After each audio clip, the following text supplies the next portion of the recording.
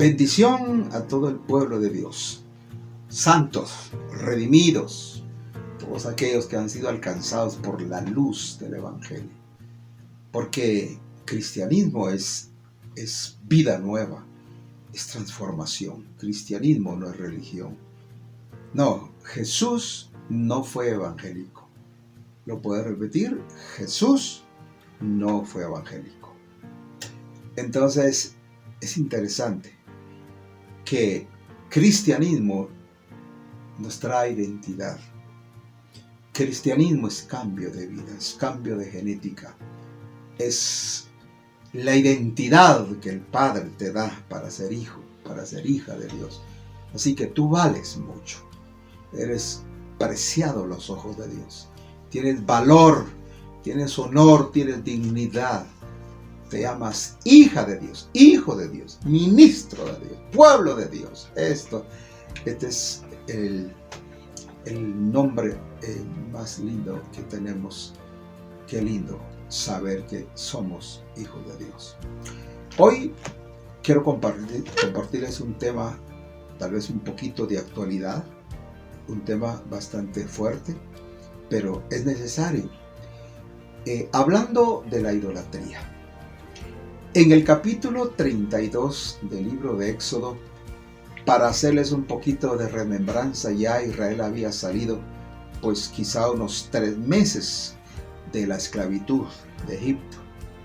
Y por cierto, cada juicio era para atacar la potestad de un espíritu inmundo de idolatría. Así como fue atacado pues esas potestades territoriales, así el Señor quería liberarlos de toda esa esclavitud. Pero hay algo que a mí me deja muy pensativo, porque si algo atacó Dios en el libro de Éxodo, en los primeros capítulos del Éxodo, de los primeros 15, fue la idolatría. La idolatría fue atacada tremendamente, pero el pueblo no entendió eso. Fíjense que en el capítulo 32, ya Israel venía caminando en el desierto y asentaron allá al monte del Sinaí. Ya habían pasado varios lugares donde tuvieron algunas experiencias con Dios, como pasar las aguas amargas. Fue interesante. Como fue cuando necesitaban comida y Dios les dio maná del cielo. Cuando les abrió la peña, esos son milagros extraordinarios. Eso es asombroso. Eso si se ve con una mente humana, pues no tiene sentido. Si se ve con una mente espiritual, ahí vemos realmente lo sobrenatural, lo poderoso que es Dios. Pero ahora entramos al capítulo 32 para avanzar un poquito.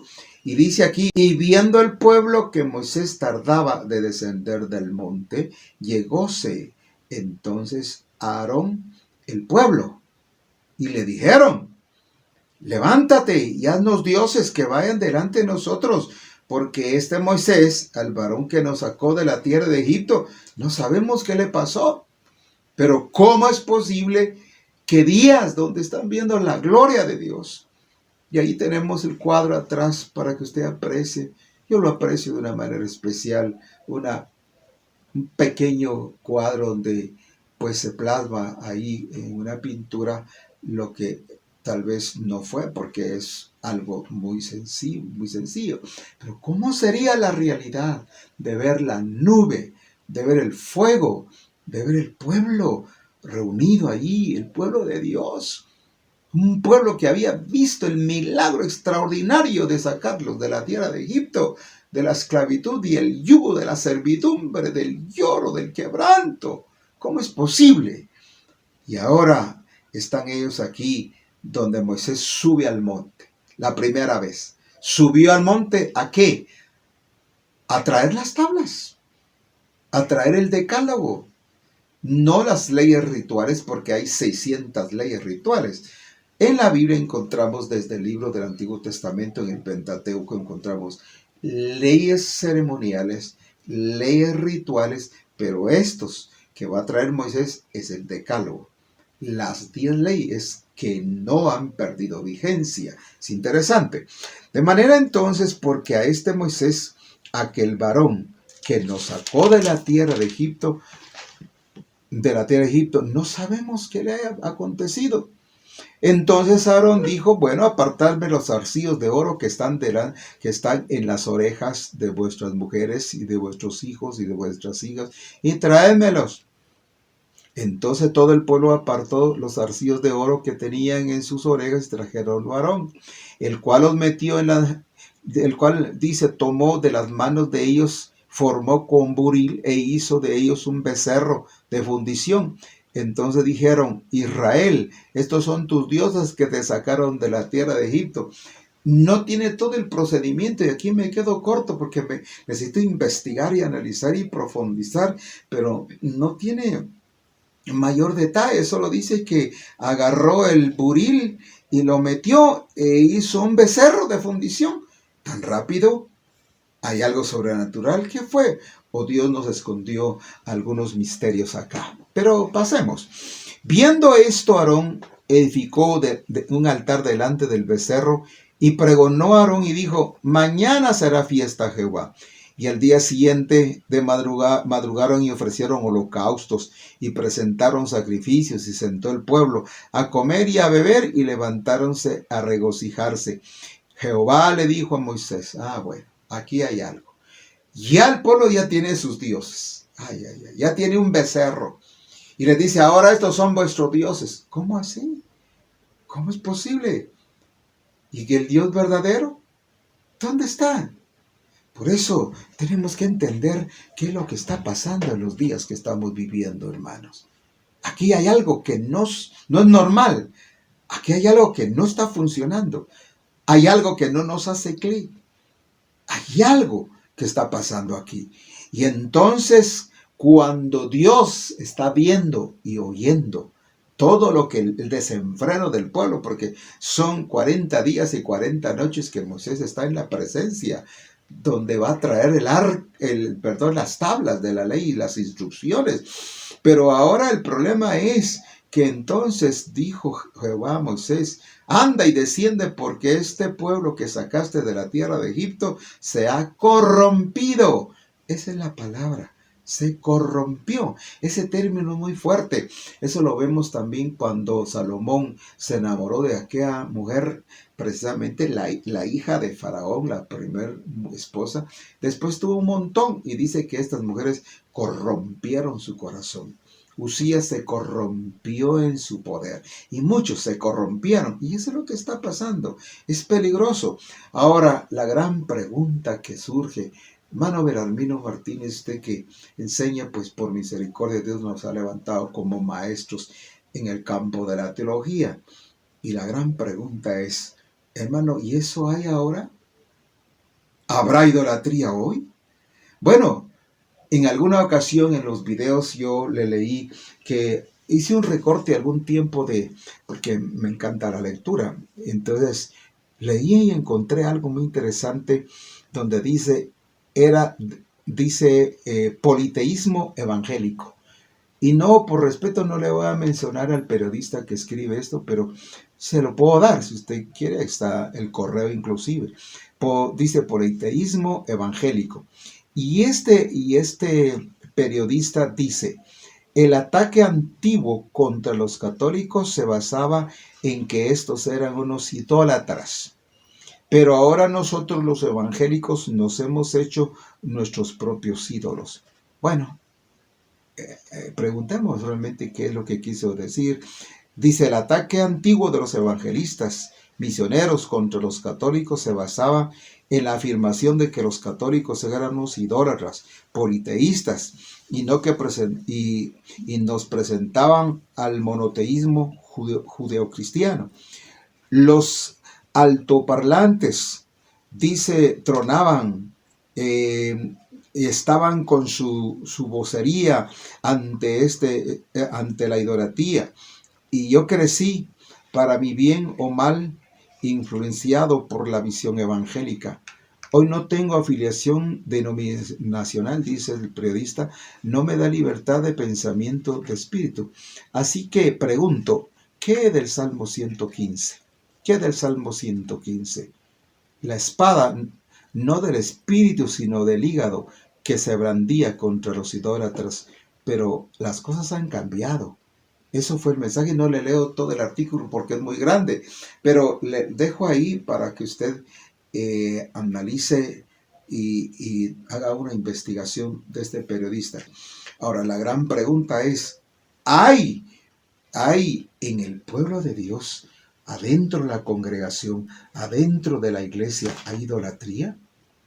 Y en el capítulo 15 del libro de los Salmos, es interesante cómo apostólicamente se ha estado hablando bastante fuerte de este capítulo 15, 115 del libro, pero antes del 115 está el 135 y verso 15. Los ídolos de las gentes son plata y oro, obra de manos de hombres, tienen boca y no hablan, tienen ojos y no ven, tienen orejas y no oyen, tampoco hay espíritu en sus bocas, y como ellos son los que los hacen, todos los que en ellos confían, dice. Entonces dice, no a nosotros, dice el Salmo 115, no a nosotros, sino a tu nombre, da gloria. Bueno, entonces ahora tenemos un problema. ¿Quiénes son los ídolos en la iglesia hoy, en la iglesia evangélica, en la iglesia cristiana? ¿Quiénes son? Podría ser, hay una versión en el capítulo de Zacarías, capítulo 11 y verso 17, en la versión King James dice pastor ídolo. En otras versiones sigue diciendo pastor inútil, pastor que no sirve para nada, dice la versión al día, pastores para nada. Es tremendo. Pero ¿quiénes son los ídolos? Son ellos, son los ministros. Le robaron la gloria a Dios. Se han puesto como los becerros, que Dios está empezando a bajarlos ya de ese pedestal para que entienda el pueblo de Dios que no puede haber idolatría en su casa. Todo lo que tiene olor a idolatría hay que derrumbar, destruir.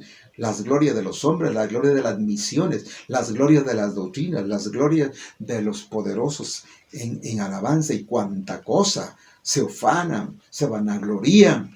Hay competencia, hay rivalidad en el tiempo que vivimos. Yo soy de Apolo, yo soy de Seba, yo soy de aquí, yo soy de allá. No, somos de Cristo. Cristo es el centro, el digno, el que tiene todo el honor, según Apocalipsis 5, el Cordero que fue inmolado, que está en medio. A Él conviene la gloria y la alabanza. A Él tenemos que regresar en el tiempo que vivimos, no a nosotros, sino a tu nombre da gloria. No más becerros en el tiempo. Oh Señor, clamo, intercedo para que esto sea una realidad. Pero en el capítulo 115 dice, no a nosotros, oh Jehová, sino a tu nombre da gloria por tu misericordia y por tu verdad. Porque dirán las gentes, ¿y en dónde está tu Dios? Aquí me viene el pensamiento del libro de Oseas. En el libro de, perdón hermanos, en el libro de Oseas sí, está el 11, pero vuelvo a la carga en el capítulo 3 del libro de Apocalipsis a la iglesia de la Odisea. Porque ahí vemos que el Señor Jesús está tocando la puerta porque Él quiere entrar. Él no está dentro de su casa, no tiene el señorío, el gobierno y la autoridad. No está su señorío. Y ese es el problema. Entonces, ¿cómo regresar el señorío? Porque el Señor está tocando, dice, quiero entrar a mi casa, quiero entrar a mi templo, pero Él no puede. Tendrá que venir como la primera vez a limpiar la casa. Pedro dice, si el juicio comienza por la casa de Dios, ¿en dónde aparecerá el justo? ¿Dónde aparecerá el impío? Tiene que regresar. Tenemos que tener inteligencia y ser sabio, porque, hermano pastor Belarmino, ¿y la idolatría qué más trae? Bueno, la idolatría trae rebelión, es producto de la rebelión. La idolatría nos trae hechicería, nos trae idolatría, rebelión, hechicería. Entonces, también nos trae una visión falsa, porque pareciera que eso es la verdad, pero no. Entonces tenemos que entender aquí el orgullo es un ídolo. Ejemplo, Saúl, Luzbel y otros más. Recuerden que Saúl era el más simpático de todos. A ellos lo buscaron, a él lo buscaron, lo pusieron, lo establecieron como rey, un ídolo. Ministros líderes, pastores ídolos, bajen de su pedestal y ya. Llegó el tiempo, no más evangelistas, apóstoles, profetas, pastores, ya no más. Dejemos que el Cristo de la gloria, el Rey de Reyes, entre a tomar su dominio, su control, porque Él es el dueño de la obra. Hasta aquí, después de 50 años de analizar las Escrituras, no encuentro un solo verso que diga que el Señor Jesús delegó a alguien para que muriera por su iglesia. No, Él fue el que murió por su iglesia. Bueno, entonces aquí tenemos que seguir hablando un poquito más. Me gustaría entonces ver qué fue lo que pasó en este capítulo 32 que estamos viendo. ¿De dónde venía la idolatría? Bueno, ya venía en el corazón del pueblo, ya el ídolo ya estaba dentro, solamente dio a luz más adelante. Así que tengamos cuidado, que no seamos como Raquel, que cuando preguntó su padre dónde estaban los dioses, esta mujer había escondido, se montó en aquel camello, era su tiempo, era el tiempo de las mujeres. Cuando investigaron, digo, no es mi tiempo, y escondió los ídolos ahí. ¿Qué significa eso? Así que ese es un estudio grande, precioso. Lo podemos profundizar por varios videos, pero como nuestro tiempo es limitado, entonces queremos hacerlo así en breves exposiciones. Entonces, regresando a Éxodo capítulo 32. Entonces Jehová le dijo a Moisés: anda, desciende, porque el pueblo que sacaste de la tierra de Egipto, presto se han apartado del camino que yo les mandé. Y dice, y han hecho un becerro de fundición y lo han adorado y lo han sacrificado. Y entonces, estos son tus dioses, le dijo. Bueno, y dijo Jehová a Moisés: yo he visto a este pueblo, que por cierto es un pueblo de dura cerviz. Ahora pues déjame que se encienda mi furor sobre ellos y los consuma, y a ti te daré otro pueblo. Pero entonces Moisés oró a la faz de Jehová su Dios y le dijo: oh Dios, ¿por qué se encenderá tu furor en este pueblo que sacaste de la tierra de Egipto con grande fortaleza y con mano fuerte? ¿Por qué han de hablar los egipcios diciendo: para mal los sacó, para matarlos en los montes, para traerlos a la tierra, a la faz de esta tierra? Vuélvete del furor de tu ira, arrepiéntete del mal de tu pueblo, acuérdate de Abraham. Aquí comienza un hombre a interceder, se pone al portillo, se pone como intermediario.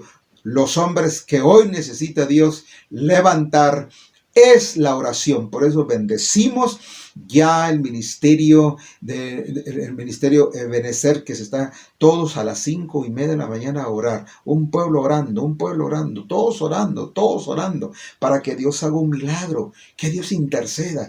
¿Por qué, hermano? Porque necesitamos estar en el Salmo 51 todos, arrepentirnos, doblegarnos, quebrantarnos. ¿Qué busca Dios? Dios busca no sacrificios, sino busca un corazón humilde. ¿Qué hizo Dios aquí? Iba a derramar su ira, su juicio, pero vino un hombre como Moisés, se interpuso, intermediario. La intercesión hizo que el juicio cayera, pero no con la dimensión. Volvióse Moisés, descendió del monte, trayendo en su mano las tablas del tabernáculo, las escritas en ambos lados, de una parte y de la otra. Y las tablas eran obra de Dios, las escrituras es la escritura de Dios. Y oyendo Josué el clamor del pueblo y el grito, dijo a Moisés: alarido de pelea hay en el campo. Y él respondió: no es eco de algazara de fuertes, sino alaridos de flacos, algazaras de cantar y oigo. Y aconteció que como llegó él al campo, vio el becerro y las danzas. Imagínense todo lo que vino. Pero más adelante vemos un juicio. Ahora, yo quiero terminar, porque el tiempo se me hace corto aquí. Quiero terminar que vino un juicio y murieron ahí 3,000 personas bajo la vara de la espada que tomó en la tribu de Leví. Y dice la palabra de Dios que les dijo, así dicho el Señor Dios de Israel, poned cada uno su espada sobre su muslo y pasad y volved de puerta a puerta por el campo y matad cada uno a su hermano y a su amigo y a su pariente. Y los hijos de Leví lo hicieron conforme al dicho de Moisés y cayeron del pueblo aquel día como 3,000 hombres. Y entonces Moisés dijo, hoy habéis consagrado a Jehová, cada uno ha consagrado a su hijo y a su hermano, para que hoy dé bendición Dios sobre vosotros. Aconteció al día siguiente que Moisés le dijo al pueblo, vosotros os habéis cometido un gran pecado, mas yo subiré ahora y quizás Dios se aplaque de su ira. Entonces volvió Moisés a Jehová, ruégote que este pueblo ha cometido un gran pecado, porque se hicieron dioses de oro, que perdones ahora su pecado y ráeme ahora de tu libro que has escrito. Y Jehová respondió a Moisés, al que pecare contra mí, a éste lo voy a raer, y yo de mi libro. Ve pues ahora, lleva a este pueblo donde te he dicho, he aquí, el ángel irá delante de ti, que en el día de mi visitación yo visitaré en ellos su pecado. Y Jehová hirió al pueblo porque había hecho el becerro que formó Aarón. Ahora, ¿qué fue el final de Aarón? Que me gustaría por un momentito saber qué fue lo que pasó. ¿Qué fue lo que pasó? Bueno, resulta que aquí hay algo que tenemos que entender.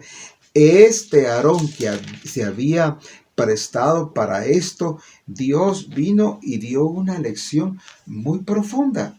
Yo quisiera citarles realmente qué fue lo que pasó. Porque en el capítulo 20-22 del libro de Números, escuchen lo que aquí vamos a ver en el capítulo 22 el capítulo 20 del libro de Números, capítulo 20 del libro de Números, y el versículo 22 dice, Números 20-22. Y Jehová habló a Moisés y a Aarón en el monte de Hor, en los confines de la tierra de Edom, diciendo, a Aarón será reunido su pueblo, pues no entrará en la tierra que yo le di a los hijos de Israel, por cuanto fuiste rebeldes a mi mandamiento en las aguas de la rencía. Toma a Aarón y a Eleazar su hijo, y hazlo subir al monte de Hor, y haz desnudar a Aarón su vestido. Viste de ellos a Eleazar su hijo, porque Aarón será reunido a su pueblo y ahí morirá. Moisés hizo conforme Jehová le mandó, y subieron al monte de Hor a ojos de toda la congregación. Y Moisés hizo desnudar a Aarón sus vestidos, y vistió a Eleazar su hijo. Y Aarón murió ahí en la cumbre del monte, y Moisés y Eleazar descendieron del monte. Y viendo toda la congregación que Aarón era muerto, hicieronle duelo por 30 días todas las familias de Israel. ¿Qué fue lo que pasó al final, mi hermano, mi hermana, pueblo del Señor? Que murió desnudo, sin autoridad. Porque ¿sabe qué significa Aarón? Y esto es impresionante. ¿Qué significa Aarón? Vamos a ver en un segundo qué significa Aarón. Dios le quitó toda esa dignidad, le quitó el honor. Mire lo que significa Aarón. Aarón significa maestro, significa alto o excelso, significa montaña de fuerza, significa iluminado. Entonces aquí hay un principio. No es cómo comenzamos, sino es cómo terminamos. ¿Cómo terminó Aarón? Por lo que hizo también. Desnudo, sin autoridad, sin dominio, sin el honor que Dios le había dado. Ciertamente el pueblo hizo luto, pero imagínense, su nombre significa maestro, alto, excelso, montaña de fuerza, iluminado de Dios. Y esto es tremendo. Cómo Dios nos enseña que tenemos que tener bastante cuidado y ver que en nuestro corazón no exista idolatría, porque el término idolatría tiene que ver demasiado en la vida cristiana. Idolatría a los hijos, idolatría al trabajo, idolatría al terreno, idolatría a nuestros títulos académicos, idolatría a nuestro apellido, a nuestro abolengo. Mire, Dios le dio una lección tremenda a Abraham cuando aquel día en el capítulo 22 de Génesis Dios le dijo: ofréceme a tu hijo el que tú amas. Esa es ironía de Dios. Ironía de Dios. Cuánta idolatría hay adentro de tu corazón y adentro de mi corazón. Dios quiera, hermanos, que nos consagremos. Dios quiera que el Señor ponga limpieza por su Espíritu Santo y que podamos tener un altar limpio para Dios.